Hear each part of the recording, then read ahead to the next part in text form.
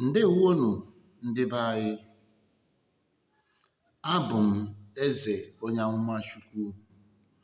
Ọ bụkwazị na Jucmadus Igbo Tv ka isi wee na-anụ akụkọ ụwa nke ụbọchị tata.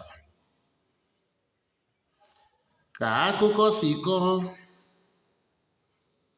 otu nwa okorobịa nke ọrụ ya bụ ificha ma dozie ụgbọ nke na-efe n'elu amalitego ọrụ ya dịka o si arụ kwa ụbọchị.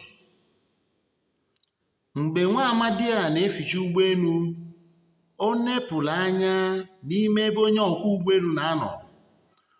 Ọ fụrụ akwụkwọ nke edekwaziri etu esi akwa ụgbọelu.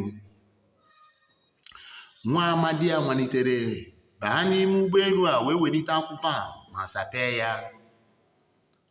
Ọ fụrụ nke mbụ ebe edere ebe ị ga-abụ imetụ aka igwe nke na-enye ụgbọelu ọkụ amalite ọrụ. Nwa amadi a pịrị aka ebe ahụ igwe nke na-enye ụgbọelu wee malite ọrụ, nke ndị bekee kpọrọ o were start ya. Nwa amadi agakwaziri n'iru fụ ebe edere nke ịbụọ ebe ị ga-abụ imetụ aka ụgbọelu amalite ịgba ọsọ. Ọ gakwara n'iru ma metụ aka ebe ahụ ụgbọelu a amalite ịgba ọsọ. Nwa amadi a nekwaziri anya fụ ebe edere nke ịtọ ebe ị ga-abụ imetụ aka ụgbọelu efenie elu. Nwa amadi a metụrụ aka na nke ịtọ, ụgbọelu a wee malite ifeni elu.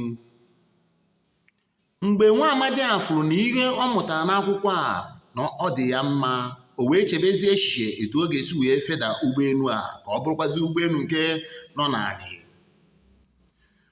O jere n'ebe ọ ga-apị aka, o wee bụrụ na nke anụnwa kwụsịrị na nke ịtọ, na ihe akwụkwọ kwuru na ị ga-achọzi akwụkwọ nke usoro nke ugboro abụọ ka ị wee malitekwazie.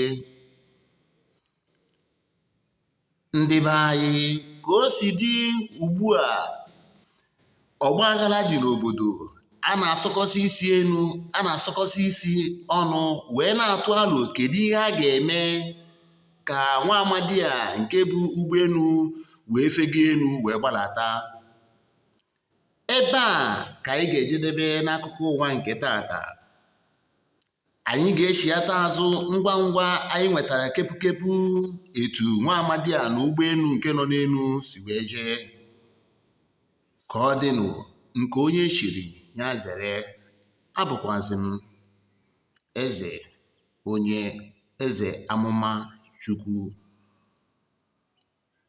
Ọ bụ na Jucmadus Igbo Tv ka isikwazi wee na-anụ akụkọ ụwa nke ụbọchị tata. Demedeme.